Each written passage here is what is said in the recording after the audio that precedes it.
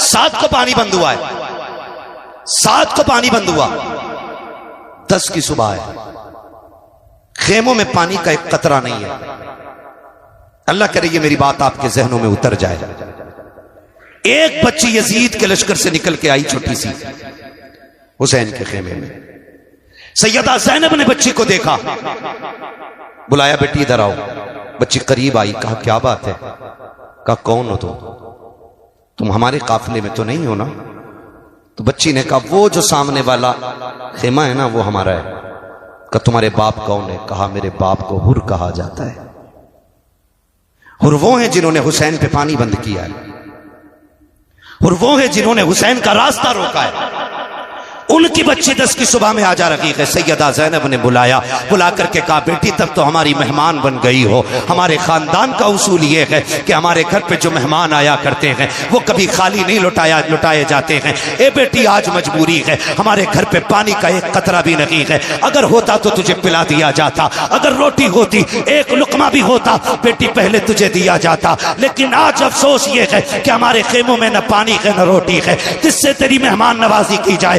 कहती है बेटी कभी वक्त मिल जाए तो मदीने आ जाना, वहां हम तेरी मेहमान नवाजी करके दिखा देंगे। अल्लाह अकबर। इतने में हुसैन की सकीना सामने से गुजरी है, आपके कानों में 2-2 बालियां थी। सैयदा ज़ैनब ने इशारा करके कहा था ज़ैनब से सकीना जरा इधर तो आओ। कहा क्या बात है फूफी? कहा बेटी हमारे घर पे मेहमान बन के आई है, हमारे घर पे आज देने के लिए कुछ नहीं है। अगर तेरी इजाजत हो तेरे कान की एक बाली से निकाल के दे दो। अल्लाह अकबर। अली का घर भी क्या घर है कि उस घर का हर एक बच्चा जिसे देखो वही शेरे खुदा मालूम होता है।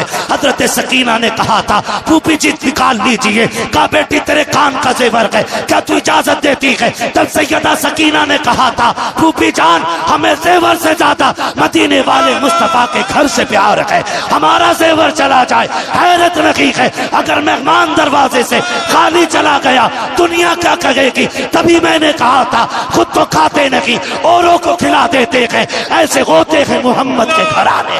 नारे तकबीर, नारे रिसालत, जिक्र इमाम हुसैन हजरत अल्लामा मुफ्ती हम्माद रजा साहब किबला। माशाअल्लाह बहुत अच्छे, वाह। अल्लाह अकबर। तवज्जो है, बेटी किसकी है? हुर की। हुर कौन है? जिन्होंने पानी बंद किया। आ गई सैयदा के घर तो आपने खाली नहीं भेजा, आपने खाली नहीं भेजा है, बल्कि अपनी बच्ची की बालियां उतार के कानों में डाली। और बच्ची जब वापस गई ना तो हजरत हुर ने देखा बेटी के कान में तो कुछ नहीं था। अब ये बालियां किधर से आ गई? बच्ची से पूछा बेटी ये कहां से लाई हो? बच्ची कहने लगी बाबा मैं सामने वाले खेमे में गई थी। तो कहा फिर? कहा उन्होंने ये बालियां दी, कह के हमारे घर से कोई खाली नहीं जाता है। तो वो कहते हैं शायद तुमने बताया नहीं होगा कि तुम बेटी किसकी हो। का पहला सवाल ही ये किया गया था कि बेटी किसकी हो, मैंने बता दिया था मैं हुर की बेटी हूं। जब इतनी बात सुनी का बेटी जानते हुए तेरे साथ ये किया? बच्ची कहती अब्बा जी अभी तूने जाना ही क्या है। का उसमें जिस खातून से मैं जाके मिली जिसे ज़ैनब कहते, जब उसने सीने से लगाया कहते अब्बा आज तक मुझे माँ के कलेजे से लग के वो ठंडक नहीं मिली है जो अली की बेटी के कलेजे से लग के सुकून मिल गया था। कहा कि उसके सीने से लग के इतना सुकून मिला। हजरत हुर घुटनों पे आ जाते हैं। बच्ची ने कहा था अब्बा जी एक बात बताऊं? कहा क्या? कहा अब्बा मैंने उस खेमे के चक्कर लगाए हैं, मैंने उस खेमे में सकीना को देखा है। अब्बा उसके होठ सूख गए थे, पानी उनके खेमे में नहीं है, रोटी उनके खेमे में नहीं है। बाबा क्या बात है, हम तो नहर के मालिक बन के बैठे हैं, बड़ी बड़ी दौलत है हमारे पास है, क्या उस घर के बच्चों को हम पानी नहीं दे सकते? उस घर के बच्चे प्यासे हैं। हजरत हुर की आंख में आंसू आए। कहा बेटी तूने क्या देखा? कहा जी मैं पालने के पास से गुजरी, जयमा का असगर लेटा हुआ है, उसके बाजू में सकीना बैठी थी, वो झूला झुला के कहती थी हुसैन सब कहती थी असगर सब्र कर थोड़ी देर में पानी आ जाएगा, कुछ देर में पानी मिल जाएगा। कहा जी मैंने देखा है कि वो जो जयमा का बच्चा था आज उसकी गर्दन एक तरफ हो गई है, आज प्यास की वजह से उसकी गर्दन लटक गई है, वो मुड़ के बहन को भी नहीं देख रहा है। अब्बा बात क्या है, हम उन्हें पानी क्यों नहीं दे सकते हैं? हजरत हुर की चीख निकल जाती है। कहते बेटी एक बात तो बता दे, जरा सच बता, अगर मैं जाऊंगा तो माफी मिलेगी कि नहीं मिलेगी? अगर मैं गया मेरा गुनाह बख्शा जाएगा कि नहीं? हजरत गुर की बेटी ने कहा था, अब्बा जो मैंने देखा है वो तूने नहीं देखा है, वो इतने सखी हैं, इतने सखी हैं, अब्बा तुझे जाने में देर लगेगी, उन्हें माफ करने में देर नहीं लगेगी। अल्लाह अकबर। ये अली के घर की सखावत, ये उनके घर की शान है। फिर मेरा इमाम जब खुतबा देने आया ना, तो एक एक जुमला गुर के दिल के पार हो गया, क्योंकि बेटी का बयान ही गुर के दिल में जगह बना चुका था। अब हुसैन के जुमले अब उस पे मोहर का काम कर रहे थे। मेरे इमाम ने कहा, जिसे जन्नत चाहिए मेरे हाथ में हाथ दे दे। खुदा की कसम ये जुमले हुर के दिल में घर कर गए और दौड़ के आके कहने लगे, हुसैन माफी मिलेगी? मेरे इमाम ने फरमाया, नाम क्या है? कहा मेरी मां ने मेरा नाम हुर रखा है। कहा इसका माना क्या है? कहा आजाद। फरमाया जा हुसैन तुझे जहन्नम से आजाद करता है, हुसैन तुझे जहन्नम से आजाद करता है। उतरे नहीं, घोड़े पे बैठे हुसैन। माफी तो मिल गई, अब कफारे का भी मौका दे। क्या करना? का तेरे नाम पे जान देनी है, इजाजत दे, मैं जाना चाहता हूं। मेरे इमाम ने कहा हुर जाओगे? कहा हाँ। फरमाया जाओ फिर, खुदा हाफिज। हुर जब मैदान करबला में आए, अमर इब्ने साद, भाई मैं अगर आफाक भाई के साथ रहता हूँ, तौफीक भाई के साथ रहता हूँ, तौसीफ साहब के साथ रहता हूँ, अल्लामा इस्माइल साहब के साथ रहता हूँ, मैं इन तमाम को अगर इनके साथ रहता हूँ तो मुझे मालूम होगा कौन कितने पानी में। भाई अपने साथ रहने वाले को सब जानते हैं कौन कितने पानी में है ना, सब जानते हैं कि किसका वजूद कितना है। अमर इब्ने साद जानता था, एक मुद्दत हो गई थी हुर को उसके लश्कर में, उसे पता था हुर में ताकत कितनी है, कितने सिपाहियों का मुकाबला कर सकता है। हुर ने, अमर इब्ने साद ने हुर के मुकाबले के लिए उनसे 7 गुना ज्यादा सिपाही भेजे। कितने? तो नहीं है ना अभी असद भाई को भी सुनना, कितने गुना? 7 गुना ज्यादा ताकतवर सिपाही भेजे। हुर की तलवार उठी, बिजलियों की तरह उठी और टुकड़े करके डाल दिए। अमर इब्ने साद ने कहा, हुर तुझे क्या लग गया भाई? कल तक तो ये ताकत नहीं थी और अब ये जुर्रत के अपने से 7 गुना ज्यादा ताकतवर लोग टुकड़े करके डाल दिए। मुस्कुरा के कहा, कल तक यजीद के टुकड़ों पे पलता था, अब हुसैन की ठोकरों से उठ के आ रहा हूं। कहा तुमने जाना नहीं, कल तक मैं तेरे बाप के टुकड़ों पे, तेरे आका के टुकड़ों पे पलता रहा, अब उसकी ठोकर से उठ के आया हूं कि जिसके दर से जमाना खा रखा है। तभी तो मेरा इमाम कहता है, कौन देता है देने को मुंह चाहिए, देने वाला है सच्चा हमारा। अल्लाह अकबर। अमर इब्ने साद ने कहा, रुको भाई, बात समझ में आ गई, ये अली के लाल से मिल गए हैं, अब आसानी से नहीं मारा जाएगा। फिर ऐसा करो, दूर से हमला करो, तीर तलवार मारो, बर्छियां मारो, करीब मत जाना वरना टुकड़े करके डाल देगा, वरना टुकड़े करके डाल देगा। सबने ये बात कही और फिर चारों तरफ से हजरत हुर पे जब बारिश हुई, आप घोड़े से इस तरह नीचे आए जैसे आंख से आंसू टपक के रुखसार पे आता है। आप नीचे आए, शहादत का जाम पिया, यके बाद दीगरे शहादतें होती रही, शहादतें होती रही। पहले जानिसारों ने शहादतें दी, फिर सहाबा ने शहादतें दी, फिर मौलाए कायनात के शहजादों ने शहादतें दी, फिर बारी आ गई हसन हुसैन की आल की। खुदा की कसम तारीख गवाह गए, एक एक शहादत खून के आंसू रुला देती है। और बात यह नहीं है कि हम सीना पीटने वाले लोग हैं, अल्लाह का शुक्र है हम बरेलवी हैं, हम सीना पीट के अली अली नहीं करते, हम सीना खोल के अली अली किया करते हैं, सीना खोल के अली अली किया करते हैं। सीना पीटना हमारा काम नहीं है। 10 मुहर्रम को मेरे इमाम ने 71 लाशें उठाई हैं। कितनी जोर से? कितनी 71, 71 मेरा इमाम उठा के लाया। लोग बात करते हैं कि नहीं नहीं जी वो बेदर्दी से शहीद हो गए, बस इतना कह दो, खत्म।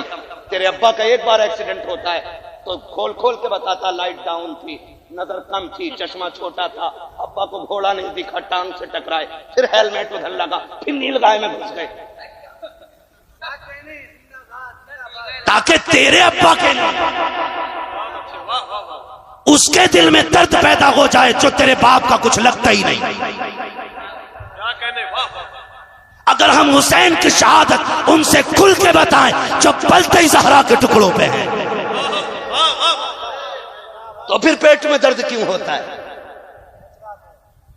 हम इसलिए नहीं बताते कि रोग सीना पीटे, हम इसलिए बताते कि कुर्बानी कोई आम नहीं थी करबला की। वो यूं ही शहीद आजम नहीं है। हाँ, वजह उसकी 71 लाशें मेरे इमाम ने उठाई हैं, और उनमें गैरों की नहीं, अपने अकबर की भी लाश है। उसमें कासिम के टुकड़े भी हैं।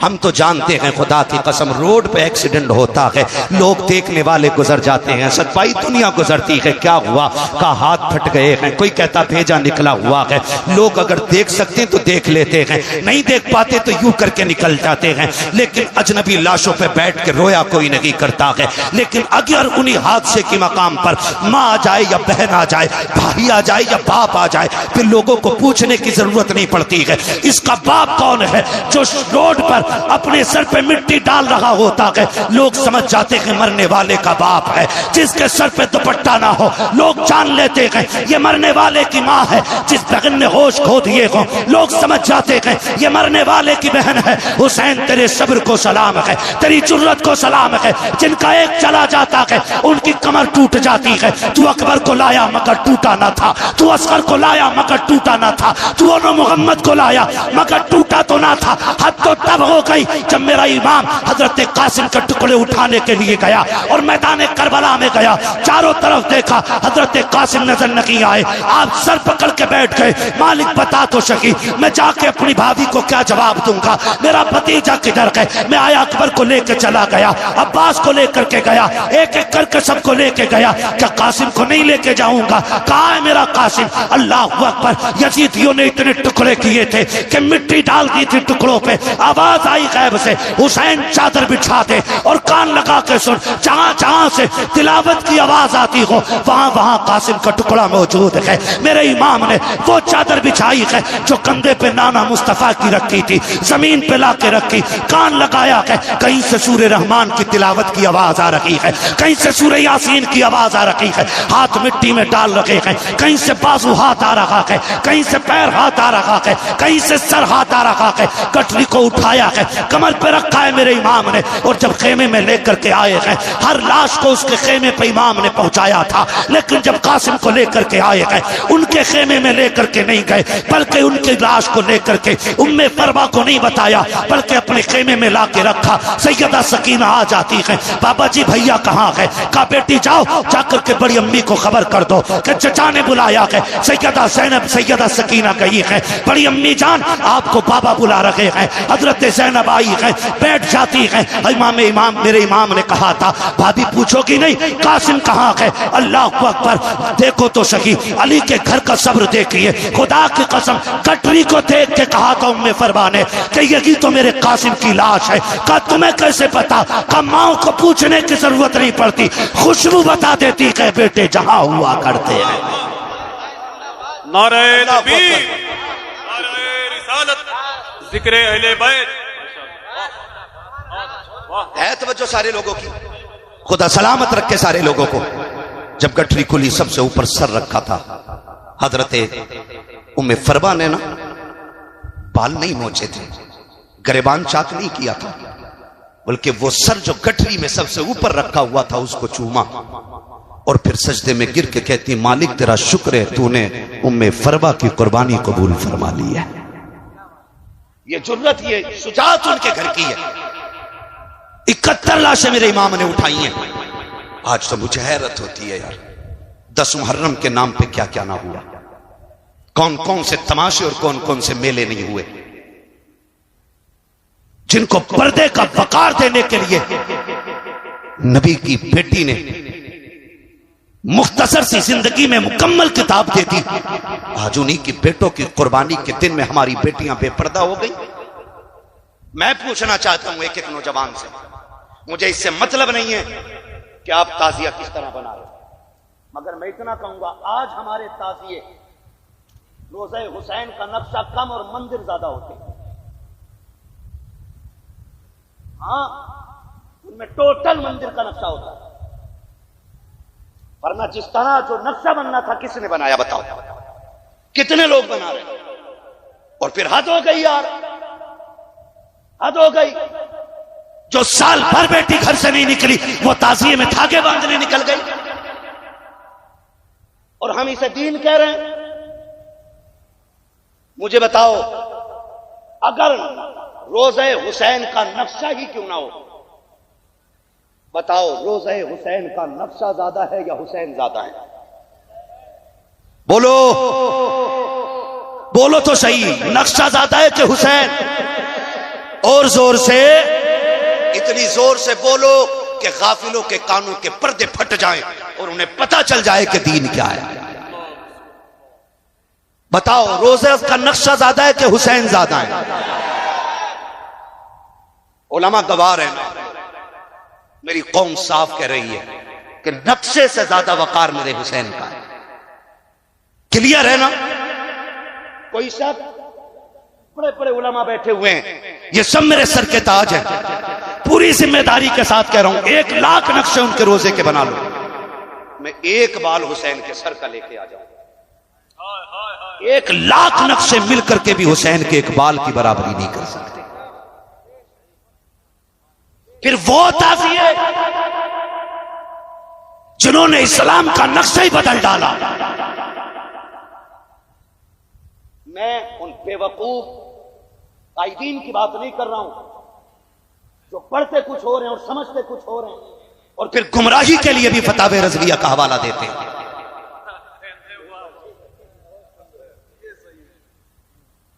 मैं नहीं चाहता इन चीजों में पढ़ना। हमारी कौम के पहले से बहुत टुकड़े हो चुके हैं, हम मजीद इन्हें टुकड़ों में ना बांटिए।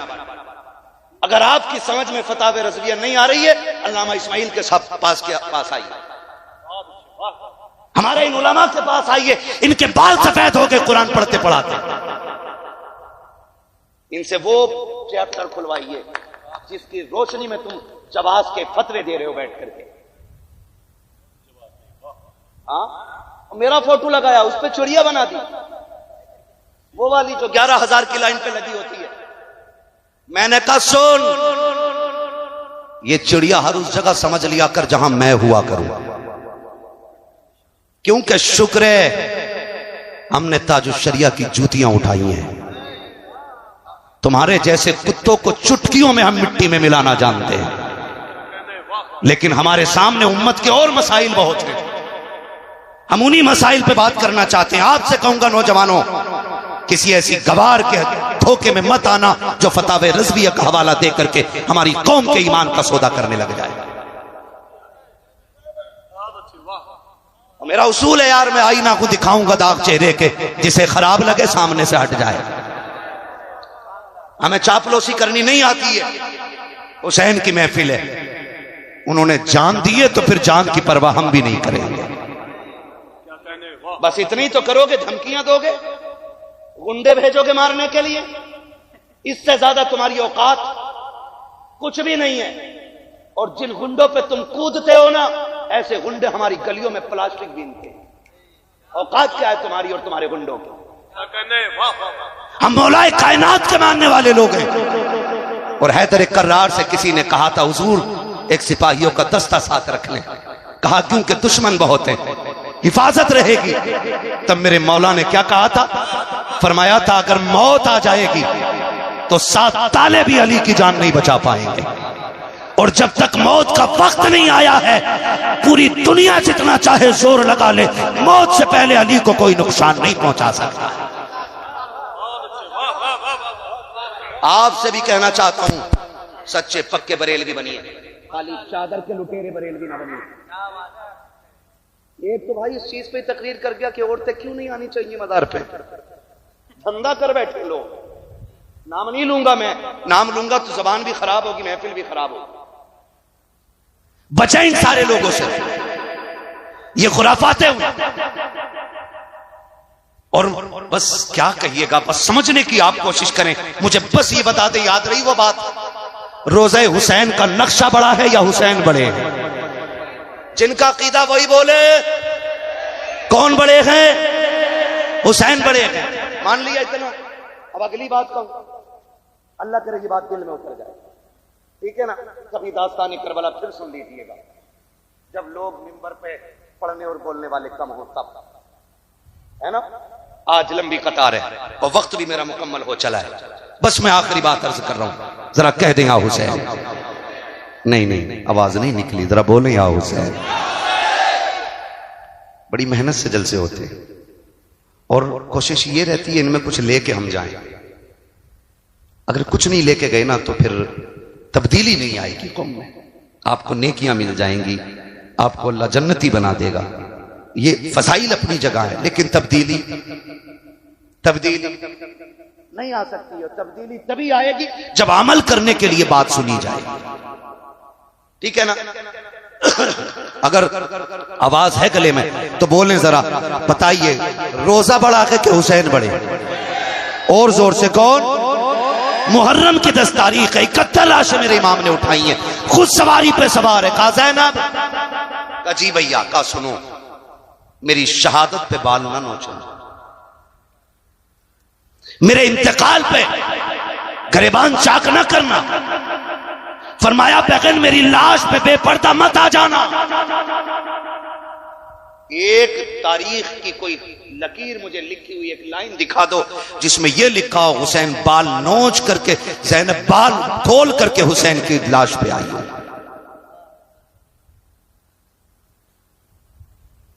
एक मोतबर किताब में लिखा हुआ दिखा दो।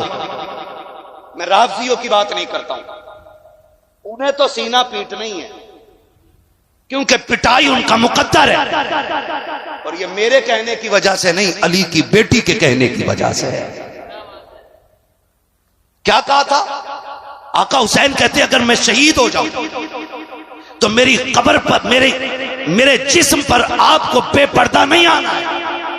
और आखिरी जुमले थे, ज़ैनब मुझे सजदा बचाना है, तुम्हें मां फातिमा का पर्दा बचाना है।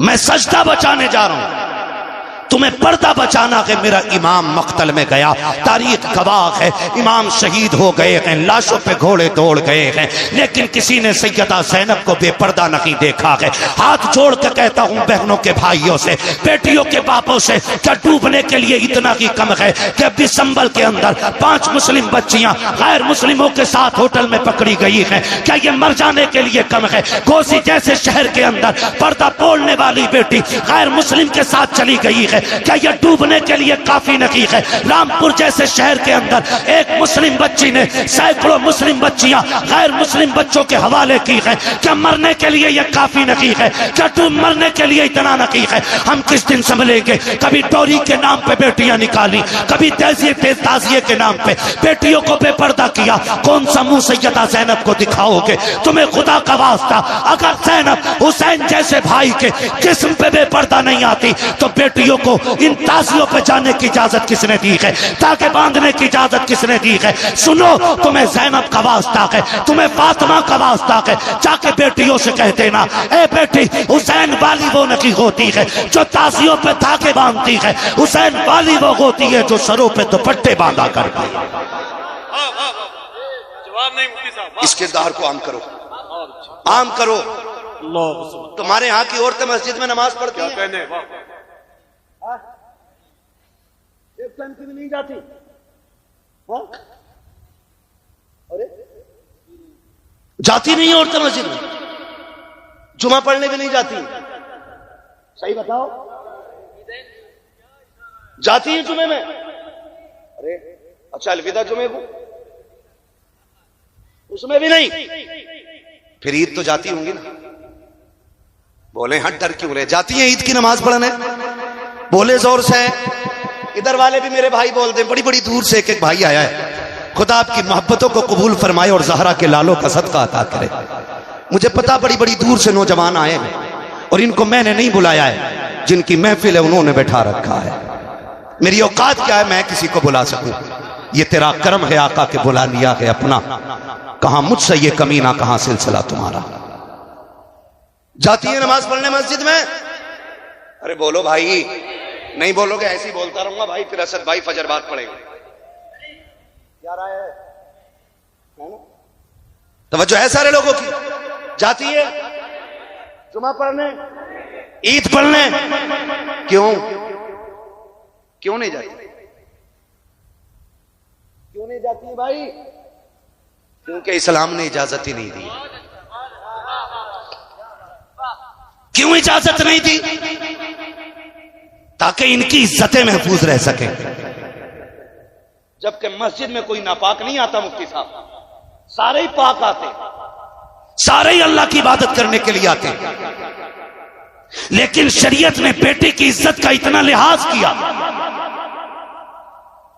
सिर्फ जोहर असर नहीं है, मगरिब भी है, और अंधेरी वाली इशा भी है, फिर उठने के बाद की फजर भी। कई इतनी नमाज अंधेरे की भी है। मर्द औरत एक जगह जमा होंगे तो फितने के उठने का शायबाग है। शक है कहीं बेटियों की इज्जतों पे आंच ना आ जाए। अगर किसी के घर की इज्जत एक बार चली जाती है तो फिर वापस नहीं आती है। मैं पूछना चाहता हूं दलाल पीरों से और दलाल मुरीदों से, जो इस्लाम 5 वक्त की नमाज के लिए मस्जिद में जाने की इजाजत नहीं देता, वो ताजिए पे धागे की इजाजत कैसे देगा? वो मेले की इजाजत कैसे देगा? वो जाकर के नजर मारने की इजाजत कैसे देगा? जाओ हर बेटी से कह दो, अगर तुझे हुसैनी बनना है तो ताजिए पे चढ़ावा ना चढ़ा, बल्कि मुसल्ला बिछा, 100 रकात नफल पढ़, फातिमा की रूह को बख्श दे। करबला वाला भी राजी होगा, मदीने वाला भी राजी। नारे तकबीर, नारे रिसालत, जिक्रे इमामे हुसैन, अल्लामा मुफ्ती हम्माद रजा साहब किबला। वाह वाह वाह वाह, अरे जवाब नहीं मुफ्ती साहब। इतना लट फेरते अगर आज होते तो उमर फारूक आजम ऐसा बंद कराया कि आज तक कोई जा नहीं सकती मस्जिद में। एक उम्र में दुनिया की मस्जिद में जाने वाली औरतों का एक बार कह के जाना बंद कर दिया, और सारे पीर मिलकर के अपनी मुरीदाएं नहीं रोक पा रहे। ये अच्छा है, कारी साहब लोग माशाल्लाह। कारी साहब लोगों को समझना चाहिए, समझना चाहिए सबको। ये दीन नहीं है। अहद करो नौजवानों, हम वो करेंगे जो अली की बेटी ने करबला में करके दिखाया है। वादा करते हैं इंशाअल्लाह। जाके बेटियों को बता दो, हुसैन तेरी न्याज पे ऐसी न्याज से राजी नहीं होंगे जो मेले में जाके की जाएगी, जो ताजिए के आगे खड़े होके की जाएगी चौक में जाकर के। सुन, हुसैन को राजी करना है तो फिर तिलावत की आदि हो जा। पूछना चाहता हूं एक एक बेटी से, जाओ बताओ तो सही पर्दा किसे कहते हैं? मैंने बड़े बड़े पर्दों वाली बेटियां देखी हैं, बड़े मैंने उसूल के घराने देखे हैं। अगर एक बेटे का इंतकाल हो जाता है तो माँ के दुपट्टे का पता नहीं होता है, बहन के कपड़ों का ख्याल नहीं होता है। मगर ज़ैनब तेरे हौसले को सलाम है, शरीयत की पाबंदी को सलाम है। तूने खातूने जन्नत की बेटी होने का हक अदा किया है। ओनो मोहम्मद के लाश पर घोड़े दौड़ते रहे लेकिन पर्दा नहीं छूटा है। सगे भाई की लाश पर घोड़े दौड़ गए लेकिन पर्दा नहीं छूटा। खानदान की लाशों को घोड़ों तले रौंद दिया गया लेकिन पर्दा नहीं छूटा। और अगली बात करने लगा हूं, जब खेमों को लूटा जा रहा था तब अली की बेटी मगरिब की नमाज पढ़ रही थी। जब खेमे जलाए जा रहे थे तब ईशा की नमाज पढ़ रही थी। कोई अली की बेटी ने बता दिया, हम दुनिया के लिए नहीं, हम तो खुदा के लिए दुनिया में तशरीफ लाए। यही हर घर का निजाम होना चाहिए, वरना फिर कोई मतलब नहीं रह जाता। अगर तेरी बेटी मेकअप करके ताजिए के आगे खड़ी है तो कोई मतलब नहीं है तेरे सबील का, कोई मतलब नहीं है तेरे इंतजाम का। बड़ी कुर्बानियां लगी हैं तब दीन यहां तक पहुंचा है, बड़ी कुर्बानियां लगी हैं। पर्दा देखो, खुदा की कसम अगर मैं पर्दे की बात करूं ना, एक रिवायत मैंने पढ़ी है लेकिन मैं इसको इसलिए कम बयान करता हूं कि पता नहीं ये मोतबर है कि गैर मोतबर है। क्योंकि अमर इब्ने साद से यजीद ने कहा था, इब्ने साद ने कहा था अमर इब्ने साद से कि यार चलो सर तो काट लिए, फतह भी कर ली और जीत भी गए हम, लेकिन एक बात बताओगे? कहा क्या? का तुमने जितने छोटे छोटे सर काटे, क्या तुम में से किसी को भी पूरी जंग में एक बार भी रोना नहीं आया? ये इब्ने ज़ियाद ने अमर इब्ने साद से कहा। तवज्जो है सारे लोगों को? इब्ने ज़ियाद ने कहा कि तुम जो सर काट लाए हो, अच्छी बात है, जंग हो गई, हम जीत गए। उस कुत्ते के लफ्ज ये थे कि अल्लाह ने अमीरुल मोमिनीन को फतह अता फरमाई और बागियों को अल्लाह ने शिकस्त फाश दी। मगर ये तो बताओ, क्या तुम्हें पूरी जंग में किसी पे तरस नहीं आया? या अमर इब्ने साद जैसा कुत्ता कह रहा है, इब्ने ज़ाद जैसा। अब अमर इब्ने साद का जवाब सुनो। उसने कहा एक बार तो मुझे भी रोना आ गया था। कहा कब? तवज्जो है भाई, मैं इन लोगों के हुक्म पे आके चल रहा हूं, वरना मेरा वक्त मुकम्मल हो गया। ठीक है ना? क्या कहा कि एक बार तो मुझे भी रोना आया। कहा कब?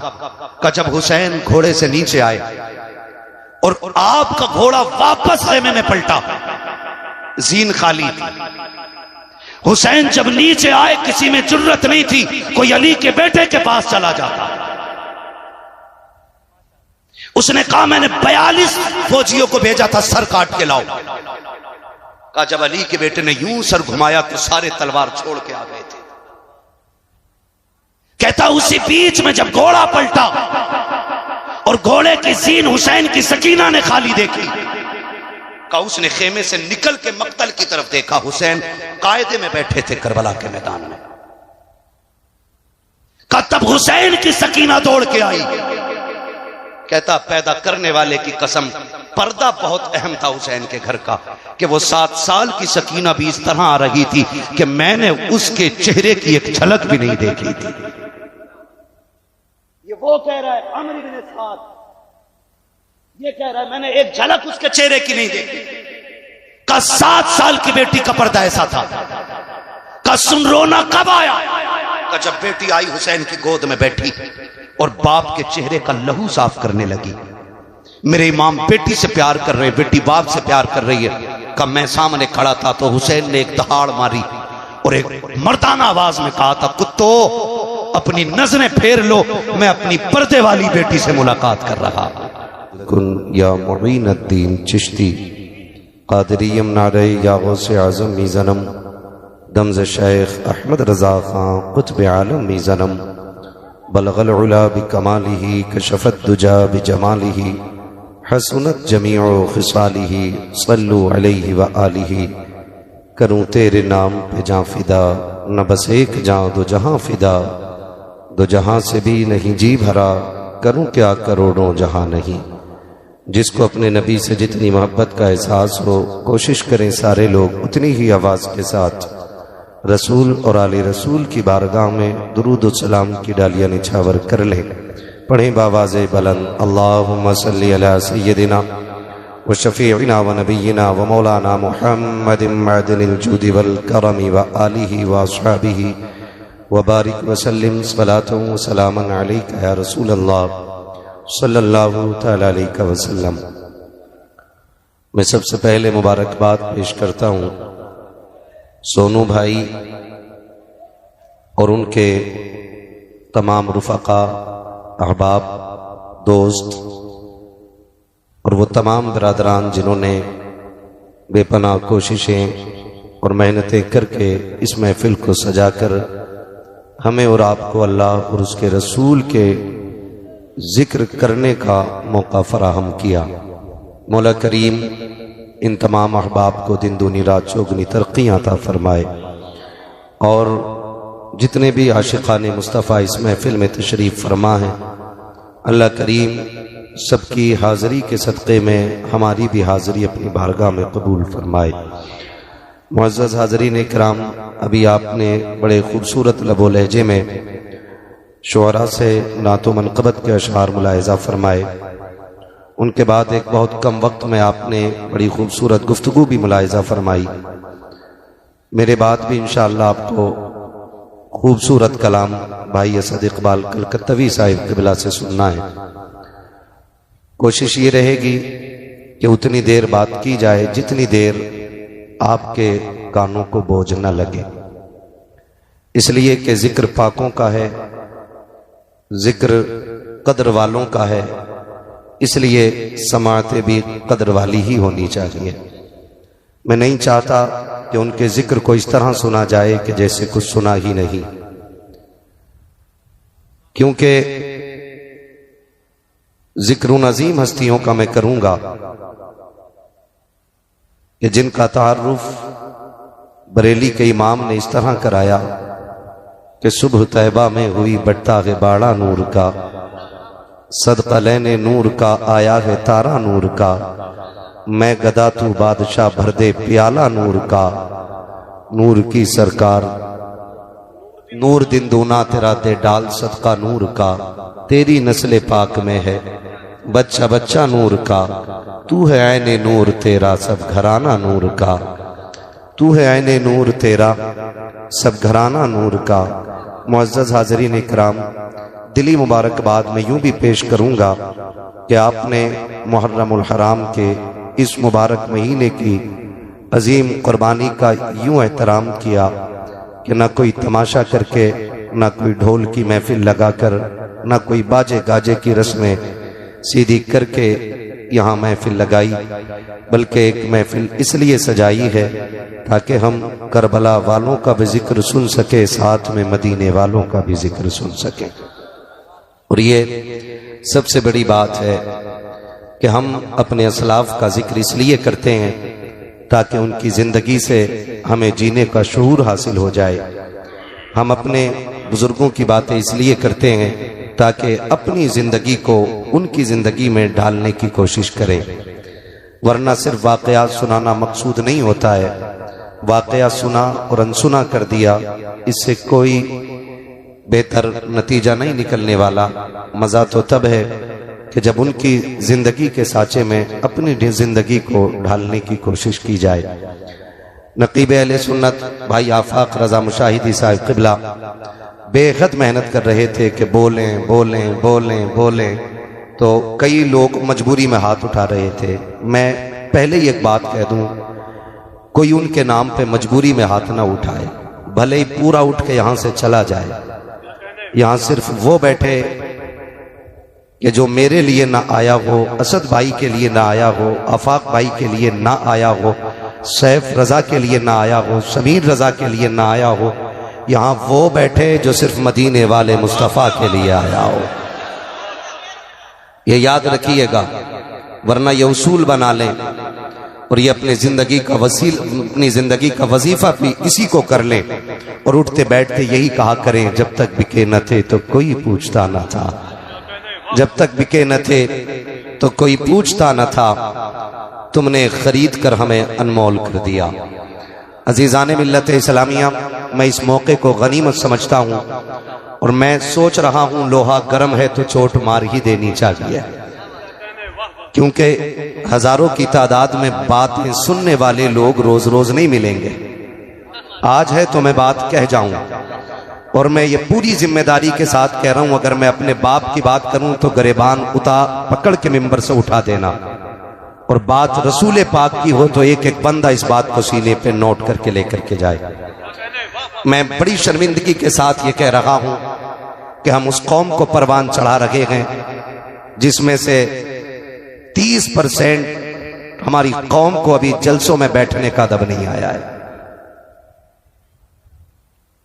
बुरा ना मानिएगा, ये मत सोचिए हम ही आए और हम ही को डांट पड़ गई।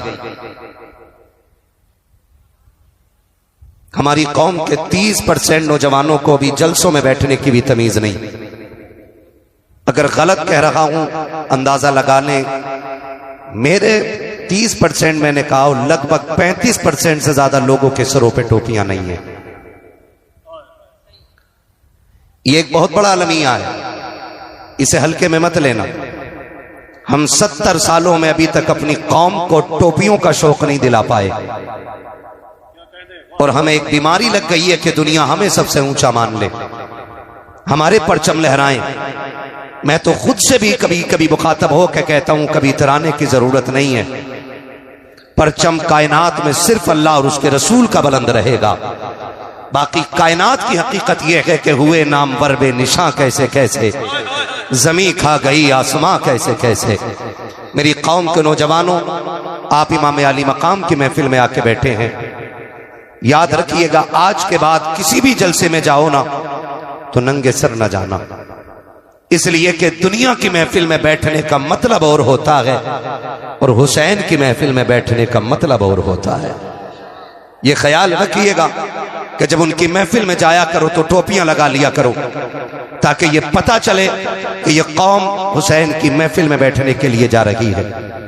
मैं अक्सर ये देखता हूं जलसों में कि जिस बस्ती में जलसे होते हैं उस बस्ती के नौजवान गांव के बाहर घूमते होते हैं और बाहर के लोग आकर के उस बस्ती के जलसे को आबाद करते होते हैं। तो मैं कभी कभी सोचता हूं इन्हें क्या हो गया, फिर कभी खुद ये सवाल का जवाब मुझे मिलता है और मेरे जहन की यूं समझे कि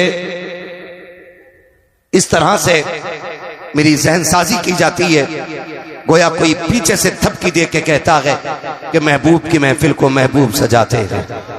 ये जो गलियों में टहल रहे हैं इन पर एतराज न कर, ये जो आज भी शहर के बाहर निकल आए हैं इन पर एतराज न कर। हकीकत ये है कि महबूब की महफिल को महबूब सजाते हैं, आते हैं वही जिनको सरकार बुलाते हैं। अगर कोई इतनी अजीम महफिल में नहीं आके बैठा ना, मुझे कोई एतराज नहीं है, मुझे कोई शिकायत नहीं है। उस बंदे को सोचना चाहिए कौन सी गलती कर बैठा हूं जो आज भी अली के बेटों ने अपनी महफिल में बैठने की जगह नहीं दी है। ये ख्याल कीजिएगा। अगली बात जो मैं कहने लगा हूं, अल्लाह करे ये हजम हो जाए, बड़ी कड़वी बात है, अरबाब मिंबर की दुआएं चाहूंगा, हिम्मत कर रहा हूं।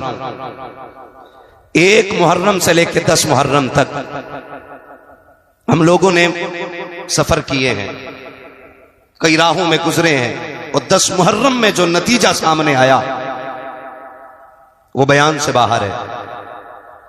कई जगह पे रोड जाम कर दिए गए क्योंकि लोगों ने बड़े बड़े ढोल गलों में लटका रखे थे, पैरों में जूतियां नहीं, सर पे टोपियां नहीं,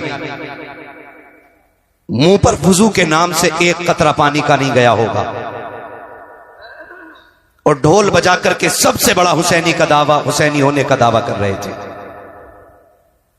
सिर्फ एक सवाल करना चाहता हूं,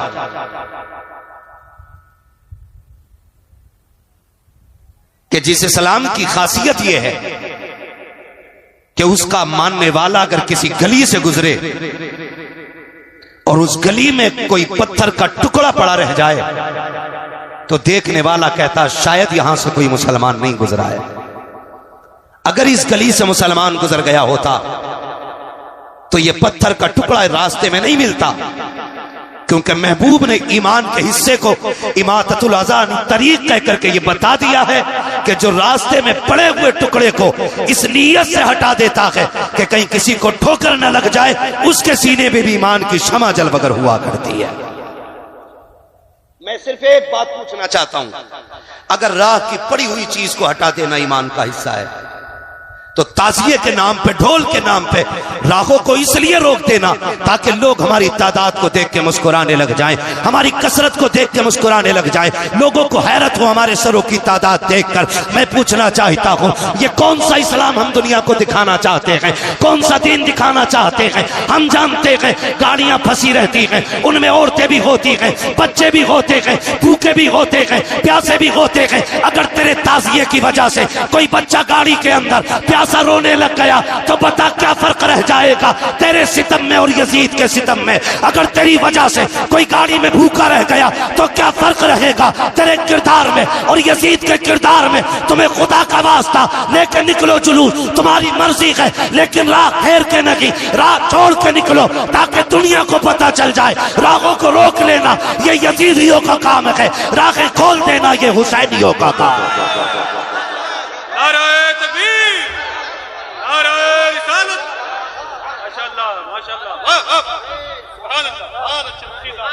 तो भाई माफ कीजिएगा, बातें मेरी कड़वी हैं, लेकिन किरदार जो है, किरदार जो है ना, हमारी निस्बतों का पता देता है, निस्बतों का पता देता है। आज पूरी कौम लग गई है, माफ कीजिएगा, जिसको आला हजरत सरकार ने हराम कह दिया, हर बरेलवी पे लाजिम है कि वो हराम माने। मुत्तफिक है इस बात से? कितने लोग बरेलवी हैं, जरा हाथ उठा के बता दें। सारे ही बरेलवी हैं, ठीक है ना? तो बस अब हाथ नीचे कर लें, अपने उलमा की आप बातें माने। अगर ये कहते हैं कि रुक जाइए तो रुक जाइए, अल्लामा तौफीक साहब अल्लाह सलामत रखे, बड़ा काम इनके उलमा की जमात मिलकर के कर रही है, बड़ा काम कर रही है। अल्लाह इस जमात को सलामत रखे और हमारी पूरी जमात को इसी तरह दीन की तबलीग करने की अल्लाह तौफीक अता फरमाए। हाँ, हम वो काम करें जिससे ये लगे कि हुसैन के मानने वाले अच्छे अखलाक वाले होते हैं। करेंगे इंशाअल्लाह। वही काम कीजिएगा कि जिससे कोई ये ना कहे हुसैनी ऐसे होते, हुसैनी ऐसे होते। डॉक्टर इकबाल ने कहा था, यूं तो सैयद भी हो, मिर्जा भी हो, अफगान भी हो, तुम सभी कुछ हो, बताओ कि मुसलमान भी हो। हम अपने रवैयों को देखें, हम अपने किरदार को देखें और अपने हालात को देखें। याद रखिएगा, सिर्फ 10 दिन हुसैन के नहीं है, 365 दिन हुसैन के। बोलें सुभान अल्लाह। इतना आहिस्ता ना बोलें कि मौलवी को नींद आ जाए, और इतना जोर से भी ना बोलिए कि पुलिस पकड़ के ना ले जाए, है ना। मैं जहां तक जानता हूं असद भाई, अभी तक मैंने किसी जलसे में नहीं देखा कोई जोर से सुभान अल्लाह कहने की वजह से मर गया हो, है ना। मरता भी नहीं है कोई। अगर डर ना हो मौत का तो फिर बोले या हुसैन। क्या बात है नौजवानों, आज इतना गला खोल के हुसैन का नाम लें कि आवाज बैठ जाए, ताकि कल सुबह उठें तो चाय इशारे से मांगे। अम्मी के हो क्या गया, कहना अम्मा जो पैसे वाले थे वो उनके नाम पे पैसे लुटा रहे थे, मेरे पास कुछ नहीं था, मैं जहरा के लालों पे आवाज लुटा के आ गया हूं। कम से कम इतनी तो कुर्बानी दे के जाइएगा। हाँ, इतनी कुर्बानी जरूर दे के जाइएगा, वरना अल्लाह सलामत रखे हमारी कौम को। हजरत जहां नहीं बोलना चाहिए वहां बहुत बोलती है, और जब नहीं बोलना चाहिए तब बहुत बोलती है। अभी पूरा स्टेज खड़े होकर छुपा रहा था, चुप जाओ भाई चुप जाओ, लेकिन चुप ही नहीं रहे थे। एक बंदा बता दो जो यहां बैठ के मिंबर पे उसने ये नहीं कहा हो बोलो। पहले ऐलान से लेकर के मेरे नाम तक सबने कहा बोलो बोलो बोलो, लेकिन हम बोलने को तैयार नहीं, कहीं बिजली का बिल ज्यादा ना आ जाए। हम उस उत्तर प्रदेश में रहते हैं जहां पे सांस लेने का भी बिल देना पड़ रहा है। हाँ, मुझे इलेक्शन नहीं लड़ना है, वरना मैं एक एक टॉपिक पे बात करने की हिम्मत रखता हूं, लेकिन मैं गैरों को बाद में समझाऊं, पहले अपनों से निपट लूं। मेरा एक उसूल है भाई, मेरी तकरीर तबे यार को बेचैन करती है, सबब क्या है वही कहता हूं जो दिल पर गुजरती है। बहुत गौर से मेरी बात सुनिएगा, कोई काम ऐसा ना करे। 365 दिन हुसैन के, बोलो है कि नहीं। 5 वक्त की अजानें हुसैन की हैं। अजान का हर कलमा हुसैन का है, कलमे का हर हर्फ हुसैन का है, और अगर करीब से देखें तो इबादत में चाहत हुसैन की है, सज्जों में लज्जत हुसैन की है। लेकिन उसे पता हो ना जिसने इस इबादत को मजबूती से पकड़ रखा हो, है ना। 10 मुहर्रम आई, ले सबील दे सबील, ले सबील दे सबील। माफ कीजिएगा मैं सबील का मुखालिफ नहीं, तबर्रुक है हुसैन, बटना चाहिए, लेकिन रुक के बताइए पानी वो है जिसे हुसैन ने मुंह मोड़ के देखा तक नहीं। जो सबसे ज्यादा 10 मुहर्रम में हम बांट रहे हैं, पानी वो है जिसे हुसैन ने मुड़ के देखा ही नहीं, और कुरान वो है जिसे नेज़े पे चढ़ के भी सुनाया है। अब इसी चीज को देखें, कौम पानी में डूब गई और सजदे भूल गई, कौम शरबत में डूब गई और तिलावत भूल गई। मैं ये नहीं कहता सबील ना बांटो, मैं ये भी नहीं कहता हलीम ना बनाओ, बनाओ, लेकिन जानते हो बनाने वाला दोपहर तक मेहनत करे और खुद भी मस्जिद में जाए, और सबील हुसैन के नाम का हो, हलीम हुसैन के नाम का हो, खाने वाले सारे जुहर की नमाज पढ़ के आए हो, फिर खाने में भी मजा आएगा। और गांव का नाम नहीं लूंगा, एक गांव में गए ना, अजान का वक्त हुआ तो मस्जिद वालों ने कहा कि भाई थोड़ा ये साउंड बंद कर लो। उन्होंने कहा कुछ दिन के लिए अपनी मस्जिद अलग ले जाओ, यहां तो डीजे बजे गई। ये मैं मुसलमानों की और सुन्नियों की बात कर रहा हूं मेरे भाई, रावजियों से तो हमारा कोई लेना ही देना नहीं है।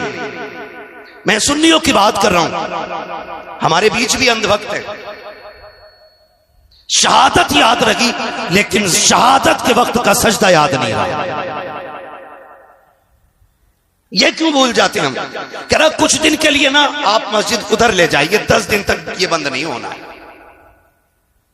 खुद सोचें जरा, ये हमारे रवैये दुरुस्त है? ये हमारे तरीके दुरुस्त है? नहीं है ना। अगली बात एक और कह दूं, वादा करें इंशाअल्लाह जैसी मुहर्रम का चांद नजर आएगा हम तिलावत भी कसरत से शुरू कर देंगे और सजदे भी कसरत से शुरू करेंगे। वादा करते हैं इंशाअल्लाह, सारे वादा करते हैं इंशाअल्लाह। जो हाथ नहीं उठा रहे जरा चेक तो करो क्यों नहीं उठा रहे। अगर नहीं उठा तो दुआए कुनूत सुन लूंगा, खड़ा करके देखूं किसका हाथ नहीं उठा। बेटे तुझसे नहीं सुनूंगा, तू बहुत छोटा है, तू डर की वजह से हाथ ना उठा। कोई बात नहीं है, करते हैं इंशाअल्लाह वादा। एक बात और कहूं, मुहर्रम की 10 तारीख शहादत की तारीख है। किस चीज की तारीख? शहादत की तारीख। इसमें अहले बैत अतहार का एक एक फर्द दीन के लिए कुर्बान हो रहा है। अगर मैं फर्दन फर्दन शहादतें बयान करूं तो बड़ा वक्त चाहिए। बस मैं इशारतन किनायतन आपसे चंद बातें करना चाहता हूं। बातें अगर कड़वी लग जाएं तो माफ कर जाइएगा। मुहर्रम की 10 तारीख को आप देखें, जब 9 तारीख आई 10वीं शब, अमर इब्ने साद ने खबर भेजी कि हुसैन से कहो जंग के लिए तैयार हो जाए। मेरे इमाम ने कहा अमर इब्ने साद से जाके कहो जंगे भी कहीं शाम में होती हैं, जंगे भी कभी रात में होती हैं, जंग दिन के उजाले में होगी। उससे कहो कि जंग शाम में नहीं, अगर उसे जंग करनी है तो कल करें, हमें आज रात की मोहलत दी जाए, आज रात की मोहलत दी जाए। अमर बिन साद ने सोचा शायद हुसैन इसलिए इजाजत मांग रहे हैं कि तैयारी जंग की नहीं होगी, तलवार तेज होगी, तीरों की धारें तेज होंगी, नेज़े संभाले जाएंगे, नौजवानों को प्रैक्टिस कराई जाएगी तलवार चलाने की। लेकिन जानते हो उसने ये सोच के इजाजत दी कि ठीक है कल जंग करेंगे। मेरे हुसैन ने कहा मेरे दीवानों मेरे पास आओ, और बुला के सबसे कहा था सुनो ये यजीदी मेरे खून के प्यासे हैं, इन्हें तुमसे मतलब नहीं है। कोई बच्चे छोड़ के आया है, कोई बेटियां छोड़ के आया है, किसी ने माँ बाप छोड़े हैं। कहा सुनो हम करीम इब्ने करीम हैं, हम इजाजत देते हैं कि तुम जा सकते हो, ये यजीदी मेरे खून के प्यासे हैं, तुम्हें इनसे कोई मतलब नहीं और इनको तुमसे नहीं, तुम जाना चाहते हो तो जाओ। सबने इनकार कर दिया। हुसैन तुझे छोड़ के हम नहीं जा सकते। मेरे इमाम ने कहा अब्बास का जी आका का चिराग गुल कर दो। क्यों? कि शायद जो उजाले में नहीं जाना चाहता हो वो अंधेरे में चला जाएगा। गाजी अब्बास ने चिराग गुल किया। और लोगों तुम्हें मोहब्बतों का वास्ता है, मोहब्बतें इस तरह निभाई जाती हैं, रिश्ते इस तरह निभाए जाते हैं, और इस तरह से अहद व पैमान और वफा के वादे निभाए जाते हैं। मेरे हुसैन ने ना हालत जब चिराग बुझ गया, थोड़ी देर के बाद का अब्बास का जी आका का जरा चिराग रोशन करो। चिराग रोशन हुआ ना, फर्क इतना था कि जब चिराग बंद किया गया था आंखें सूखी थीं, और जब चिराग जलाया गया तो आंखें भीग चुकी थीं। आंखें भीगी हुई देखी, कहा गया नहीं कोई। जब इतनी बात कही ना तो मेरे हुसैन का सबसे बूढ़ा सहाबी, सबसे बूढ़ा सिपाही, जिसको दुनिया हबीब इब्ने मज़ाहिर कहती है, आपकी उम्र शरीफ उस वक्त 72 या 76 साल थी, आपकी कमर झुकी हुई थी, आप अपनी जगह से उठे, तलवार निकाली, आका हुसैन के कदमों में रखी और रख के कहते हुसैन अगर आपको यह लगता है कि मेरी सफेद दाढ़ी देख करके लोग आपकी जमात को कमजोर समझेंगे तो हुसैन वापस न भेज, रही मेरी तलवार ये, इससे मेरा सर कलम कर दे। मेरे इमाम ने कहा चाहते क्या हो? कहा हुसैन सबका यही फैसला है, जिएंगे तो तेरे साथ जिएंगे, मरेंगे तो तेरे साथ रहेंगे। मेरे इमाम ने कहा कि ये तुम्हारे खून के प्यासे नहीं है, तुम जा सकते हो। कहा हुसैन अगर नाना ने कयामत में पूछ लिया मेरा बेटा प्यासा था और तुम उसे छोड़ के चले आए थे तो हम क्या जवाब देंगे? मेरे इमाम ने कहा परेशान ना हो, वादा करता हूं कयामत में नाना से कह कह के एक एक को जन्नत दिलवाऊंगा, कह कह के एक एक को नाना से जन्नत दिलवाऊंगा। कहा हुसैन हमें जाना ही नहीं है। फिर मेरे इमाम ने कहा फिर जाओ इबादत करो, हो सकता है अब ये जिंदगी की आखिरी रात हो, अब इससे बड़ी रात शायद हमें इबादत के लिए न मिल सके। ये बात मेरे इमाम ने कही। फिर हर खेमे में सजदा भी हो रहे थे, तिलावत भी हो रही है, किसी को जान की परवाह न की, किसी को खानदान की परवाह न की, किसी को अहलो अयाल की परवाह न की। सारी कौम जितने भी सिपाही हैं, पूरा काफिला अल्लाह की इबादत में लग जाता है। किसी का सजदे में सर है, किसी के लबों पे तिलावत कुरान है। अल्लाह अकबर, फजर का वक्त करीब आया है। मेरे इमाम ने हजरत अली अकबर को बुलाया था। का अकबर कहा जी बाबा कि जब मौलाए कायनात थे तो इमाम हसन अजान पढ़ते थे, नमाज अली पढ़ाया करते थे। जब बाबा का विसाल हो गया फिर अजान मैंने पढ़ी है, नमाज भाई हसन ने पढ़ाई है। आज हसन नहीं है, नमाज मैं पढ़ाऊंगा, अजान अकबर आपको पढ़नी है। अकबर जाओ अजान पढ़ो और आते आते मैदान करबला का मंजर भी देखते आना, पूरे मैदान का जायजा भी ले लेना। हजरत अली अकबर गए हैं, आपने जाकर के अजान पढ़ी है, अजान पढ़ के फारिग हुए हैं। आप जब मैदान करबला को देखने के लिए निकले हैं और आपको हिचकियों की आवाज आई है, आपने उधर रुख किया है जिधर से रोने की आवाज आ रही थी। आपने जाकर के क्या देखा, कोई खातून है जिन्होंने अपनी चादर का आधा हिस्सा पकड़ रखा है, करबला की जमीन को साफ करती जा रही है।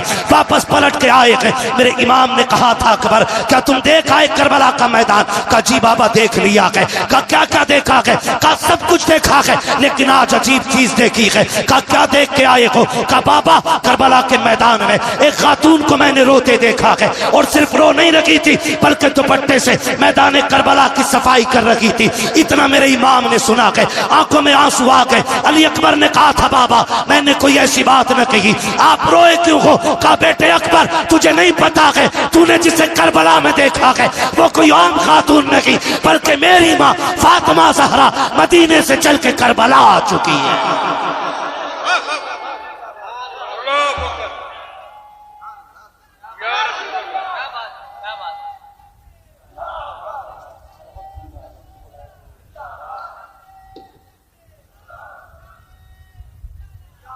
जवाब नहीं, जवाब दीजिए माशाअल्लाह।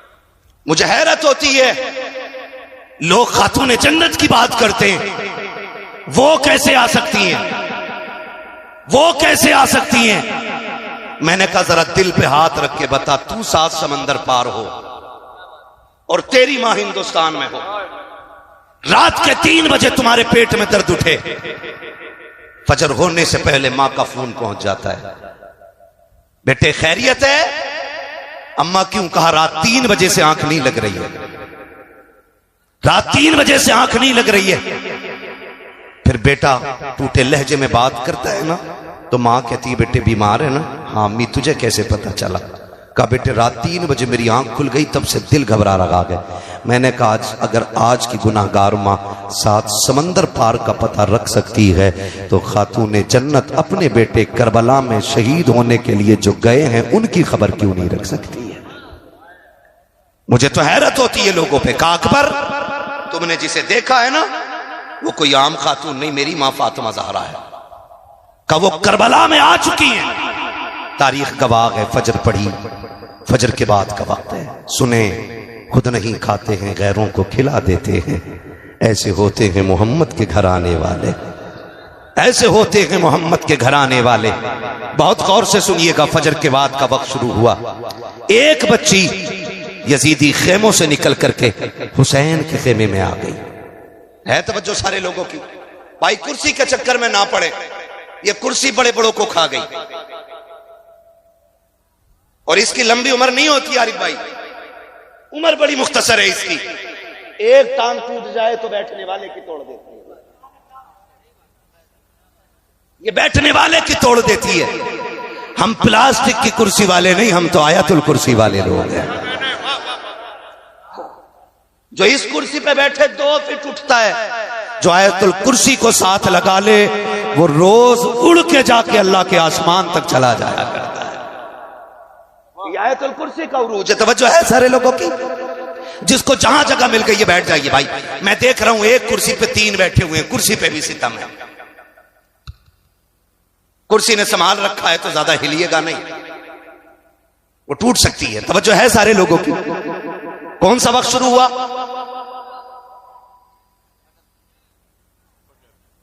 फजर की नमाज तो हो गई, फजर के बाद का वक्त शुरू हुआ।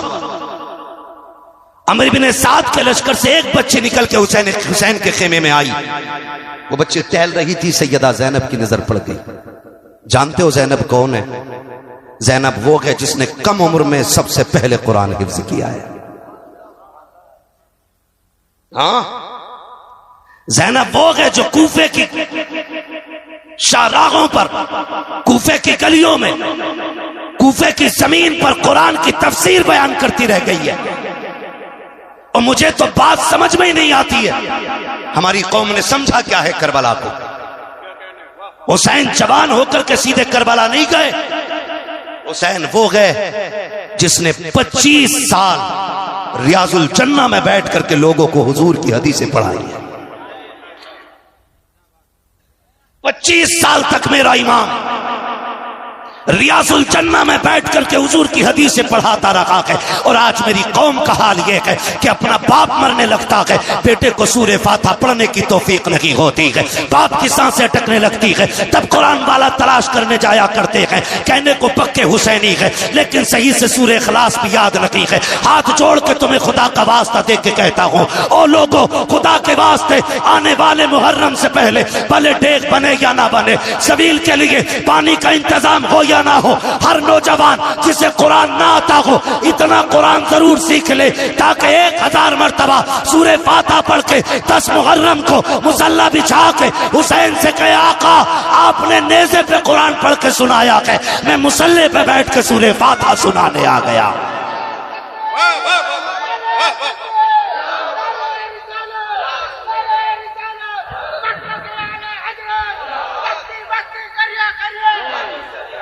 करेंगे इंशाअल्लाह, सीखेंगे कुरान, वादा करें इंशाअल्लाह, और नियत कर लेंगे तो इंशाअल्लाह कामयाबी मिल ही जाएगी, मिल ही जाएगी।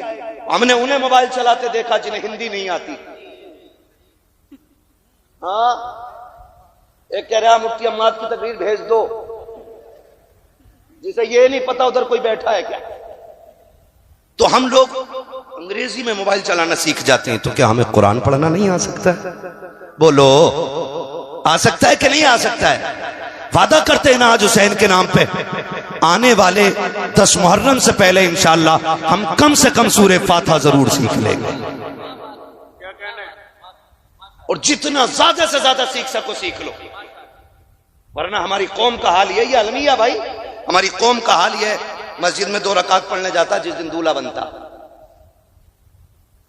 हाँ भाई, तो सुबह जब तक आए ना निकल के ना, दूल्हा इमाम निकल के ना आए ना, खड़ा रहता। क्यों? कि नियत नहीं बताई अभी किसी ने, नियत नहीं बताई है। एक को नियत बताई, नियत को बता दी, दे सजदे पे सजदा, सजदे पे सजदा। ये मेरे साथ का हादसा है, मैं किसी और की नहीं बता रहा हूं, मेरे साथ का हादसा है भैया। वो नियत सलाम ही नहीं फेर रहा है, पीछे वाले कह रहे कब सलाम फेरेगा, तो सजदे में कह रहे आके थोड़ी देर सजदे में कह रहा है कि बस अब के आखिरी रकात है। ये हमारे दूल्हाओं की कंडीशन है। फिर गाड़ी घर से निकली है, 4 कदम चली थी कि हादसे का शिकार हो गई। माँ ने सर पे खाक डाली, बाप तड़प जाता है, हाय बेटे के हाथ की मेहंदी नहीं छूटी थी, अभी सेरे के फूल नहीं टूटे थे, बेटे की जिंदगी का कारवां उजड़ गया है। खुदा की कसम खा के कहता हूँ, इतना कुरान सीख लो कि घर से दूल्हा बन के भी निकलो, अपने ऊपर आयतुल कुर्सी पढ़ के दम कर लो। अल्लाह की इज्जत की कसम, अगर वो राजी हो गया, जब तक लौट करके ना आओगे मौत भी तुम्हारे करीब नहीं आ सकती है। यह हकीकत है। हमारी कौम को नमाज नहीं आती, नमाज नहीं आती। हसन हुसैन उसमें भी बड़ा शीर। ऐसे बाबे हमारे बड़ा लंबा झंडा लगाया एक ने, उस पे लाल कलर का झंडा और उस पे लिखवाया हरे कलर से या हसन, बड़े शीन। और इलाज कर रहा है वो लोगों का नहीं। पूछे ना इन उलमा से, पूछे। इतना कुरान तजवीद की रियायत से याद करना फर्ज है जितने से नमाज मुकम्मल हो। ये याद रखिएगा, ये नमाज जनाजा नहीं है, एक ने पढ़ ली तो सबकी उतर गई। ये नमाज जनाजा सबको अपनी अपनी नमाजें याद होनी चाहिए। करेंगे इंशाअल्लाह। अगली बात करूं, अगर तैयार हैं आप तो बोलें जरा सारे या हुसैन। पीछे वाले थक गए, अल्लाह करे इनको हाथ उठाने की तौफीक मिलती रहे। मैं बद्दुआ नहीं करूंगा क्योंकि मेरे नबी पूरी जिंदगी इस उम्मत के लिए दुआ करते रहे। हाँ, ठीक है, कह सकते हैं, जरा बोल दें या हुसैन। हाँ, मैं एक साहब तकरीर कर रहे थे, वो नजामत कर रहे थे अबद भाई, तो कह रहे कि जो हाथ हुजूर के नाम पे उठ जाएगा उसे कभी फालिज नहीं होगा। मैंने कहा भाई अजीब मसला है, बीमारियां भी रब की तरफ से नेमत होती हैं, ये दावा क्यों कर रहे हो? अगर फालिज होना यह अजाब या इताब होता तो इमाम बुसीरी के बारे में क्या राय है?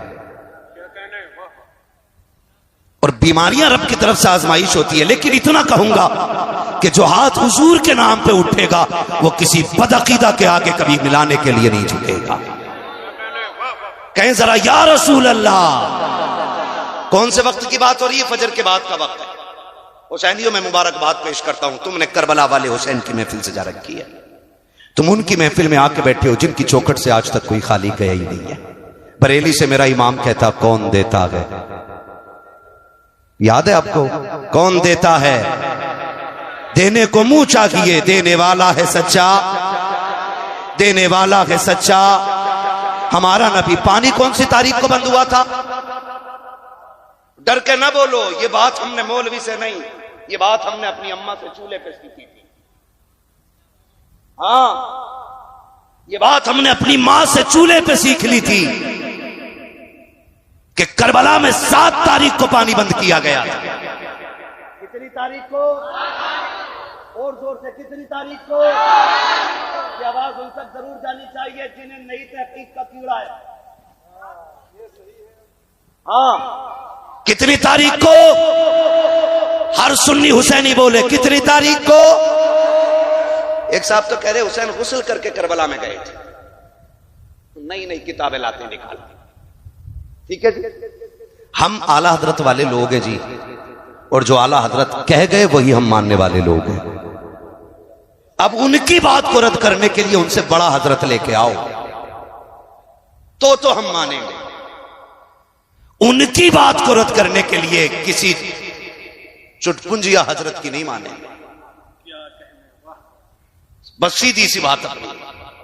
जब मेरा इमाम लिखता है कि हुसैन 3 दिन के भूखे प्यासे करबला में शहीद किए गए, तो गोया इमाम ने कहा कि वो भूखे भी थे और प्यासे भी थे। तो कितनी तारीख को पानी बंद हुआ? जरा जल्दी बोले। सलाम।